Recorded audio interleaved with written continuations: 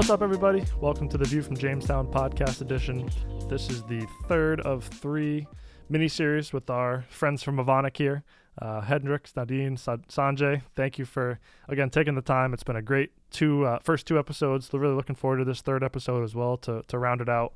We've been chatting about Evonik's business, about plasticizers, about phthalates, about some of the myths surrounding DINP. On the last episode, if you caught episode number 2, we went through a long list of myths surrounding DINP and what it can and can't be used for and some of the regulatory challenges and really debunked all those myths. So if you haven't streamed the first episode as a background on Evonik and on phthalates and plasticizers, that's a great episode. Episode 2 as well was fantastic with debunking some of the myths surrounding DINP. And with this third episode, we plan to get into some of the common false or misleading media claims out there these days. We have a good little list of some of the claims that are out there and really hoping to correct some of these claims that are out there. So Hendrik, Nadine, Sanjay, again, thank you for taking some time. Maybe briefly, obviously there should be, hopefully people are streaming all 3 episodes. So obviously I have a good background on Evonik and the 3 of you guys, but maybe briefly as we get into it, if you want to just introduce yourself and your position with Evonik, that would be great. Yeah, I just started. So my name is Hendrik Fischer. I'm responsible to manage all the association and advocacy activities of the business line performance intermediates of Evonik. And besides that, I really love to talk about chemistry. Professional, but also in my private life. Perfect. Sanjay, want to go next? Sure. Thank you, Ben, again, and TCC for the opportunity. It's a great forum to discuss about phthalates, plasticizers. So my name is Sanjay Kakkar, and I'm the business director for the performance intermediate business line responsible for plasticizers business in US. I'm based out of Parsippany, New Jersey, with a chemical engineering background, and I look forward to support my customers with this solutions, utilizing plasticizers as one of the specialty product that Evonik supports in this market. Nadine, last but certainly not least, do you want to give a background on yourself as well? Yes, sure. My name is Nadine Engel, and I'm a toxicologist at Evonik. And yeah, I'm working in the hazard and risk management team, and I'm responsible for the hazard and risk evaluation of plasticizers. As mentioned in the beginning, obviously this is the third of our 3-part mini-series talking about phthalates, about plasticizers, and some of the claims and myths out there in the media. Obviously hope you've streamed both the first episode as a good background on plasticizers and Evonik's business and specifically DINP and what it means around phthalates. Episode 2 was great, debunking some of the core myths that are out there about plasticizers, so won't get too far into that, but we will jump right into episode number 3, which is really getting into some of the common false or misleading claims out there. Hendrik, I believe we'll throw the first one over to you, and that is regarding exposure to plasticizers via dust. Yeah, I think that's a very important thing to discuss, because the DINP of phthalate use in the flooring is a very important application and a very beneficial application for society. Yes, and just to the facts, yes, phthalates as other plasticizers can migrate through the PVC matrix and can even evaporate into the air. But if you really look into the data, it becomes clear that the effect is negligible, small. The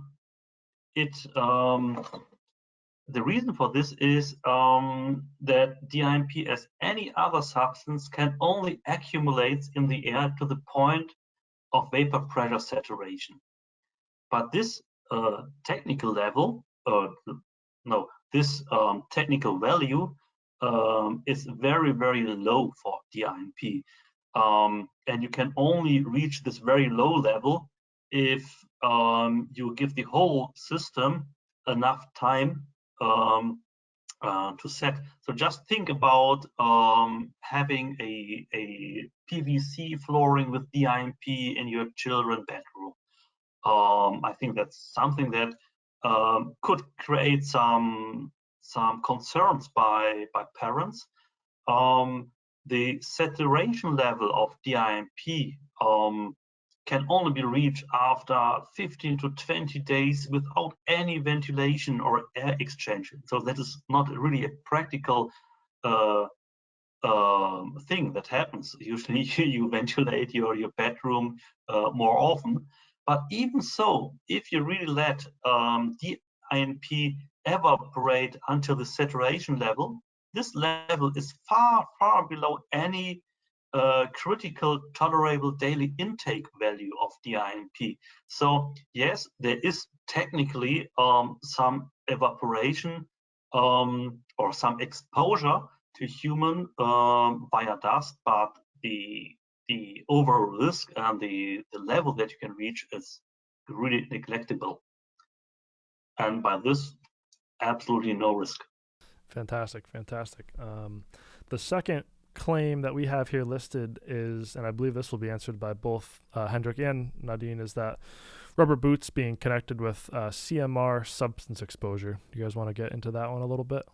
Yeah, it was the connection of rubber boots in which they found CMR substance or so-called CMR substances.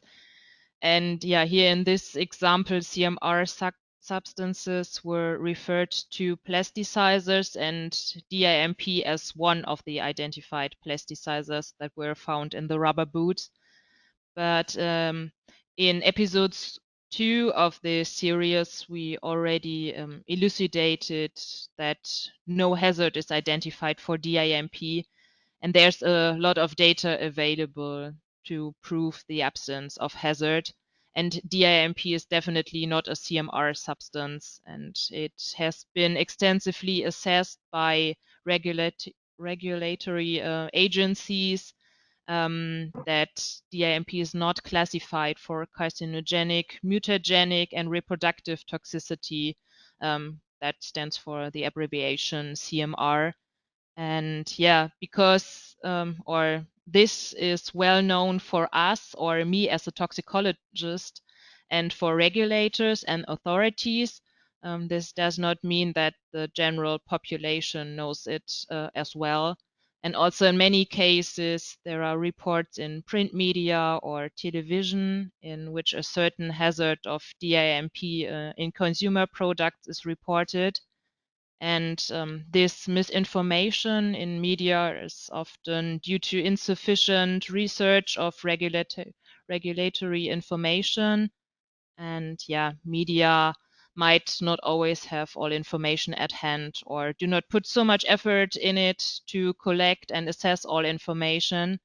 And yeah, maybe Hendrik can elaborate on the real media example you were mentioning, Ben, and the activities he initiated. So we see it quite often that, as Nadine explained, that there are some media reports out there that just put everything into one pot, and then there's kind of misconceptions. And we also seen this beginning this year with the TV report on hazardous plasticizers and rubber boots, and at the same time they were connected with the existence of DIMP in those. And there's of course the conception that then also DIMP might be carcinogenic or mutagenic or reproductive toxic, and it's not good to use those rubber boots. But this is just a wrong statement. What we do, either as an individual company or as part of industry associations, that we try to reach out and offer information, offer kind of education, and yeah, this is always very helpful. And also those reports, when we got aware of this and really have an open dialogue with the journalists, then sometimes we really see that those reports are withdrawn from the public because they produce a wrong picture about the real issue. So part of our job is really to try to educate the public about scientific facts of plasticizers. And we do not just invent those facts. So those facts are all in publicly available peer-reviewed journals. And we also do not do this just in Germany or in Europe, but also in the US. Currently, there are some discussions in the US some developments and movements, some dossiers. Maybe Sanjay can comment a little bit about what's happening in the US on that field. No, thank you, Hendrik, and Ben again, and Nadine for introduction quickly on this one. So yes, as you said, yeah, we are experiencing some level of pressure from various authorities, including media, and NGOs and private groups within the US, such as US Plastic Pact, for generalizing the use of phthalates as an ingredient and common use on as a demon. And they're trying to introduce legislations into some of the states for banning this as everything which has phthalates in it, which Henrik and Nadine and we already discussed in last two episodes that everything cannot be categorized in one basket, so we have to separate them out with the scientific data that we have available. So to change this public perception, and that's ongoing. There are some ongoing legislation in the New York City in the food packaging area, in Maine for the whole banning all the phthalates, very general ban, which we obviously think is not right. And then in Washington State, again identifying the health and environmental impact from the general use of phthalates. This has been going on for some time. And then again from the US Plastic Pact, kind of basically identifying the PVC-based thing and banning them. And this is the NGO initiative. We personally feel that these are all very, very general uh, perceptions, putting everything into one basket to ban.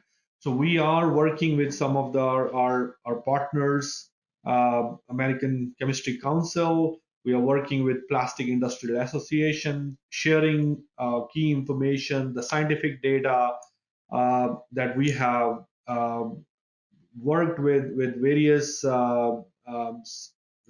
resources to share this data to get change the public perception and fight these generalized um, legislation / bans issued by these various states and NGOs.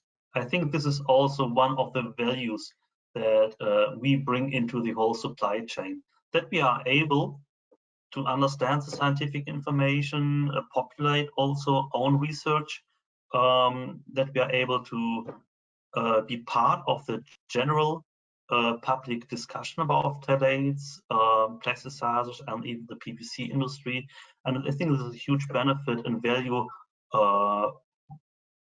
from Evonik to the whole supply chain, also to secure those beneficial substances also for the future. Yeah, it's a great point. It's a huge, I'm sure, part of your business and a growing part of your business. It's not just producing great products. It's not just doing the reporting and having the lab work and having the facts behind it, but it's also obviously getting the word out there accurately, expressing these facts. I think it's obviously easier to distribute and get some of the negative facts out there, and it's maybe less interesting to a lot of the general public for the positive facts and the actual facts. So I think it's great. There's a lot of great organizations doing a lot of great things, both from the producer standpoint, as in Evonik, and some of the partners that you guys work with and we work with, like the American Chemistry Council and with plastics. And hopefully this podcast series will even just move the needle just a little bit more to getting some of the facts out there straight from Evonik's point of view. So certainly a diverse part of your business, and something that I'm sure has grown over the past maybe 5 or 10 years with some of these media claims and how social media has grown and whatnot. So a great overview, and obviously shows the importance of working with the media and getting the word out there. One of the other false or misleading claims that we had listed here was that plasticizer consumption may be connected with elevated blood pressure. I think, Nadine, would you get into that one a little bit? Yeah, this is also a good topic, Ben, and I know that there are rumors of correlation between phthalate metabolites and high blood pressure of pregnant persons. And but the effect of the high blood pressure could not be causally linked to the phthalate content and the exposure. And there are also other reasons that could be found as a reason for a high blood pressure during pregnancy. For example, the normal increase in body weight that a pregnant person experience during pregnancy, and also the blood circulation changes during pregnancy, as there's a developing fetus that is supplied with maternal blood, leading to changes in blood pressure.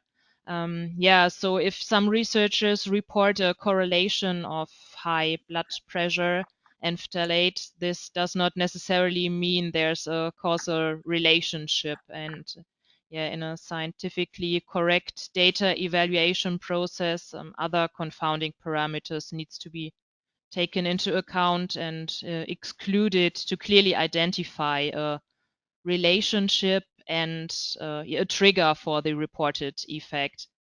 And this has all to be assessed. And it's important to understand the mode of action and elucidate a mode of action and of phthalates, and to understand what the phthalate is really doing in the body. And yes, as we can see from our also guideline compliant animal studies, and also from several data from epidemiology, as plasticizers and phthalates are so widely used, we have epidemiology data available. There is no causal relationship and known mechanism for high blood pressure during pregnancy, which could be clearly linked to phthalate exposure. And it is more a biological and normal effect in pregnant persons of elevated blood pressure, rather than a toxicological relevant finding and correlation. So I want to say that in general, we must be cautious with some rumors and literature publications, and don't have to take everything as proven, but rather to think about statements and to scrutinize some statements. Yeah, I think a great response to that claim, and an important message to get out there. And so our final piece of these, maybe not something that's necessarily false or misleading or one of the claims that are out there, but getting briefly into the sustainability behind plasticizers. I know sustainability is a popular word these days. I know many companies out there are looking to develop potentially new products or things that are targeted to be sustainable. But of course, that doesn't inherently mean that existing products, including DINP, aren't necessarily sustainable themselves. So I think, Hendrik, you had a thought or two on the sustainability of plasticizers and maybe DINP specifically. Yeah, I'm really thank you for that. We will end this podcast series with this nice topic. Sustainability is too broad and too big to come to a conclusion in 2 minutes. But just let me emphasize one point. You cannot talk about sustainability without the whole supply chain. So let's talk about sustainability of the market where we sell our plasticizers into, and that is the PVC market. So the sustainability benefit of plasticizers is clearly linked with the sustainability of the PVC industry. And the PVC industry is a very sustainable industry. PVC is a very sustainable product. I'm a member of Vinyl Plus Europe, that is the sustainability initiative of the European PVC industry. And this organization has existed for more than 20 years now, and developed own targets for sustainability, starting with the substitution of lead and cadmium. So the Vinyl Plus has set in the past targets for recycling of PVC, and in 2020 the target was to recycle and put into new products 800,000 tons per year. And in 2025 and in 2030 they have even increased targets. So in 2025 more than 900,000 tons, and in the year 2030 more than 1 million tons of PVC has to be recycled and put into new products. So I'm not talking about the so-called thermal recycling, which just means burning of PVC. Now it's really putting into new products, and this, of course, is a fantastic and successful sustainability story that the PVC industry has to tell. And the plasticizers that Evonik is producing are safe to be used and safe to be reused, and they do not make an issue in recycling.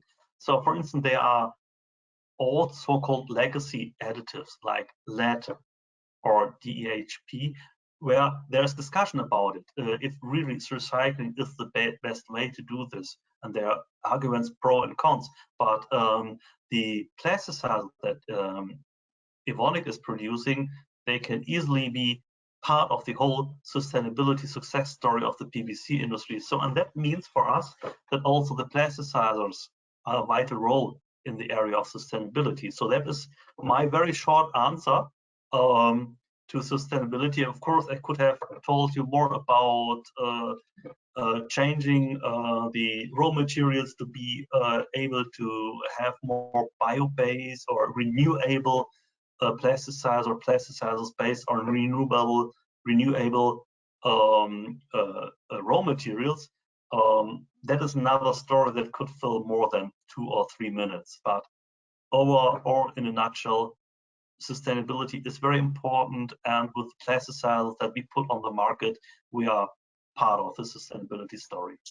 Yeah, I think you're absolutely right. That sounds like it could be a whole, maybe 3-part miniseries in itself, just talking about sustainability around the PVC industry and plasticizers. But great to hear that there's a lot of initiatives already existing with DINP, and like you said, some of these legacy products that they can be recycled, they can be reused, and they really do have that sustainable aspect to it. I'm sure in 5 years and 10 years and 15 years, there'll be new raw materials and sustainable, bio-based raw materials for DINP and whatnot. And I'm sure one of the most exciting things with the chemical industry these days is seeing some of those initiatives come together. But at least for what we're able to do today, for what we can focus on today, the fact that DINP and these plasticizers and PVC are able to be recycled and considered sustainable is, I think, a fantastic step and a positive note for the PVC industry. I think that's a great summary to that episode. I think there's a lot there, a lot in all 3 episodes. I'd like to take the time to thank the 3 of you for all the work that you've done putting these episodes together, and Evonik as a whole for, coming on the episode, for allowing us to help get the word out in partnership with Evonik. I think the chemical company and Evonik has had a fantastic long-term relationship. I think has a fantastic future coming and is a bright spot in the industry. So again, wanted to thank you guys for the time, for the work you've done to put these episodes together. We're excited to share them, excited to get the word out there, and excited to continue this global partnership with Evonik. And who knows, maybe have a follow-up series here soon talking about some of the new myths that are coming out and new ways that we can continue promoting DINP in the plasticizer market. So again, just wanted to thank the 3 of you and look forward to sharing these episodes. Now, and we also wanted to thank you for the opportunity to Evonik, and I think we appreciate our partnership and looking forward to support the business and growth of plasticizers in the US market and globally. Yeah, also from my side, thank you. And I hope it's now well understood that DINP has a good toxicological profile and can be used in many applications, and it's safe in its use. And my final words are, I really love to be on this format. For me, it's a new format to do podcasts, but I would like to see more talk and discussions about chemistry and the benefits of chemistry in such nice formats in social media, on Twitter, on LinkedIn, and so on. So I think it's a very good opportunity for us, and it's really helpful for the general public to use this kind of format. So big thanks to you, Ben, and TCC, to organize this and to spread the news out to the world. Yeah, absolutely. Couldn't agree more. I think it's been a fantastic platform, a great way to get the word out. Hopefully we'll have all of you here in Rhode Island sometime soon. We'll fill up our podcast studio and have an in-person discussion, hopefully sooner rather than later. But again, glad we're able to do this here virtually. I think it was a great 3-part series. Looking forward to getting the word out there. As always, wherever you're streaming this, whether you're watching the video version or the audio version, please scroll down. There'll be links to the other 2 episodes, as well as obviously to more information, both on TCC's website as well as Evonik's website with some of the products and various regulatory and technical data on these plasticizers and products. So once again, thank you, Evonik, for coming on. Look forward to sharing these episodes, and we'll talk to you soon.